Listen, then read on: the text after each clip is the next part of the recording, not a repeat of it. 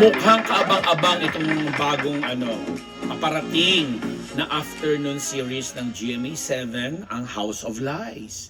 Ganda, naka-attend kami ng media ko neto at nakakatuwa ang mga pagkukwento ng mga bida dito, particular sina Beauty Gonzales, Chris Bernal. Si Beauty ang daldal.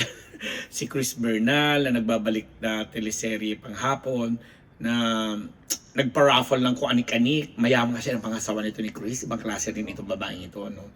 Kaklase ko yan dati sa Kaklase ko yan dati sa Faces and Curves. At lagi kami nag-aagawan dun sa isang machine doon na either siyang nauuna or ako na kailangan mag-intay, o di ba? Ganoon naman. In fairness naman kay Chris, never naman yung nung time namin na lagi kami nagkikita doon, never naman yung nagpadiva doon na parang, oy, unahin niyo ako, ganyan, walang ganon. Tapos sino pa ba mga nandoon na nakausap namin? Si Snooki Sir na, si Cookie, na tagal-tagal lang nag-aaya na mag-collab kami dito sa ating, sabi ko, ayusin lang natin ang mga schedule kasi ako rin talaga may problema sa schedule eh. And of course, andun si Miss Jackie Lublanco, Kokoy Di Santos, si Martin Rosario na sabi niya, Kuya Ambet, ang tagal na natin din nagkita. Grabe, ABS-CBN days pa lang huli kitang nakita. So kung OA mo naman, ang dami mo nang ginawa dito sa GMA7 na umaattend ako ng press con, ngayon mo lang ako napansin. Hindi talaga, hindi ko maalala. Diyos ko, si Martin na napakahusay na aktor. And of course, si Mike Tan, at saka si Tito Pimentel o yung mga Liberty Boys. Naalala mo yung mga kwentuhan natin na Tito Alfie nung araw. And of course, ang director nito na si Jerry Lopez Sinene. Ang saya lang kasi lahat sila may kanya-kanya kaming istorya.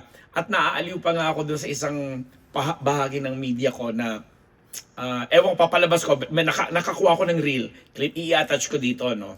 Na kasi ang sitwasyon doon, imbis na kami ang magtatanong, may parang laro na ang bawat bidang kasama dun sa House of Lies magpapaliwanag na magbibigay ng dalawang statement.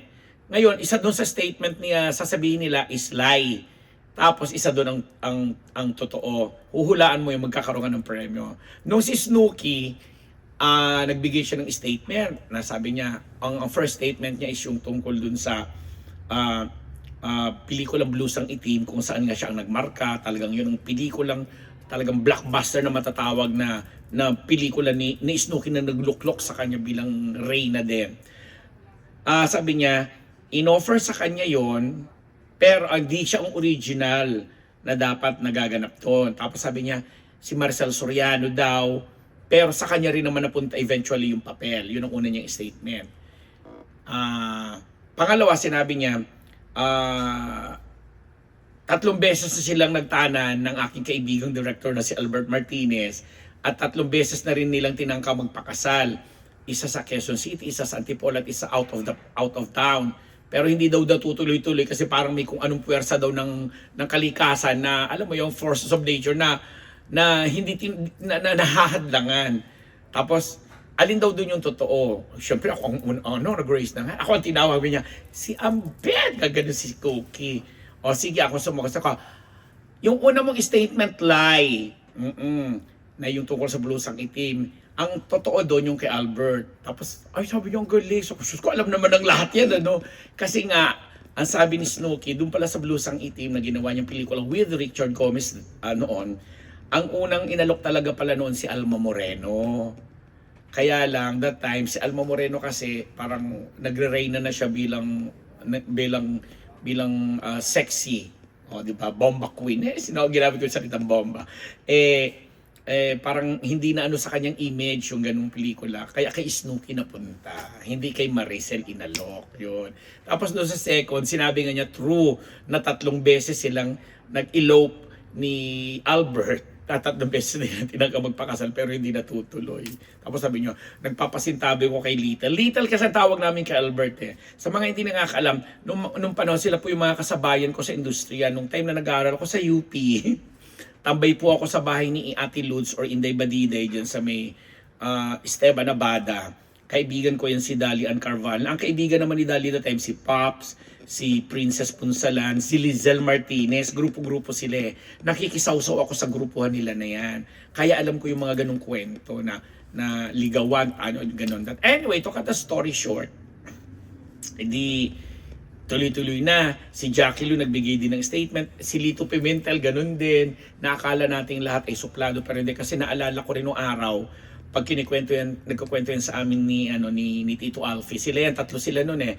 Edgar Mande, si Ray PJ Abellana, at saka si Lito Pimentel. Si Lito Pimentel, PAPA lang yan ni Edgar Mande dati. Kasi si Edgar, nung na-discover yan sa Regal at ginawang sexy star noong araw, si Lito Pimentel lang umaalalay sa kanya kasi nga mga Liberty Boys ang tawag kasi somewhere in Liberty Street sa Cubao, Quezon City, doon sila kinuhanan ng apartment ni Tito Alfie Lorenzo, ang namayapang Tito Alfie Lorenzo na nagmamanage sa kanila that time. Although, ang unang sumikat sa kanila si Ray PJ Abellana na ang tandem mo nun kay Lenny Santos, o di ba, ay talaga naman boom na boom. Pero eventually, tingnan naman ngayon, si Edgar hindi na active sa showbiz. Although si PJ active pa rin, siya yung tatay ni Carla Abellana ha. Itong si Lito Pimentel, palibasa magaling na aktor, award-winning din siya, ang dami rin niyang ginawang pelikula at nahasa siya sa magagaling na direktor, at character actor, andyan pa rin siya. Very, very visible.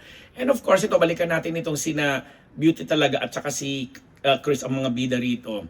Si Chris, alam naman natin na talagang isa sa mga pinaka magagaling nating artista yan na bata, kaya lang, nabigyan din naman siya, nagkaroon naman siya ng pagkakataon na maging prinsesa naman ng GMA7, pero dahil nag-asawa nga siya at naging negosyante, ngayon lang siya uli bumabalik. And sabi nga ni Direk Jerry Lopez, si Neneng, antabayan na natin at intayin ang bardagulan nilang dalawa dito, lalo with Beauty.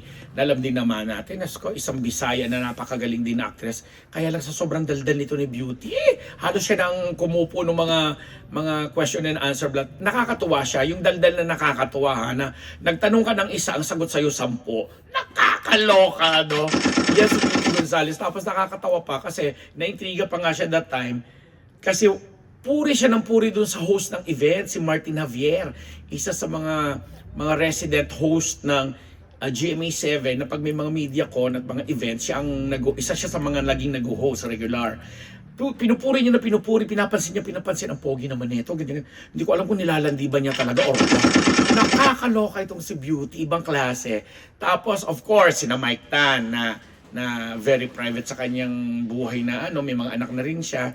Pero alam natin, produkto din siya ng isang reality search. And si Martin Del Rosario nga na nung nagkita kami, nung bumaba na sila ng stage at nakita kami, Kuya Ambet, ganyan-ganyan. Tawa ako ng tawa kasi ang last pa daw niyang beses na nakita ako nung nasa ABS-CBN pa raw siya.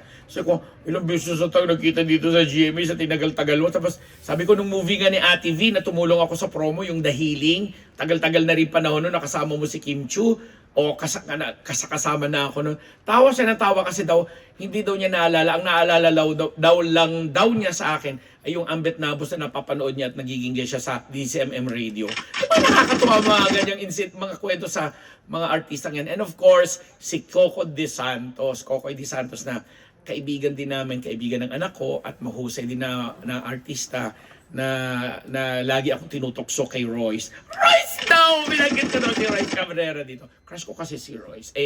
Magkaibigang matalik sila. Sabi ko, huwag mo nang kunin niya sa akin na yan. Charot! But anyway, masayang-masaya tayong lahat doon sa Then itong House of Lies, hindi pa natin alam yung buong kwento, but knowing kung paano mag-handle ng kanilang material itong si Jerry Lopez, si Neneng, na originally ay kapamilya din natin at kasama din natin sa ABS-CBN nung araw, alam kong talagang hindi niya wawarlahin lang ng kung ano itong produkto na ito or proyekto na ito na pinagbibidahan ng mga binanggit nating artista na alam naman nating lahat puro di kalibre. So good luck, House of Lies. Mapapanood po yan mapapanood na rin na po ninyo yan. Ang bulol-bulol ako sa GMA7 ngayong alam namin towards the end of January kasi magtatapos na yung Cruz versus Cruz, ito nang ipapalit. So antabayan natin kasi exciting yan at isa na naman magandang panoorin sa hapon sa Kapuso Network. Again, kami po dito si Unbearable Ambet Nabos sa Unbearable Channel, dito lamang sa inyong munting palabas sa YouTube. Maraming salamat.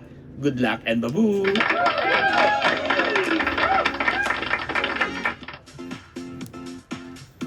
Wala pala ako nasabi kay Jackie.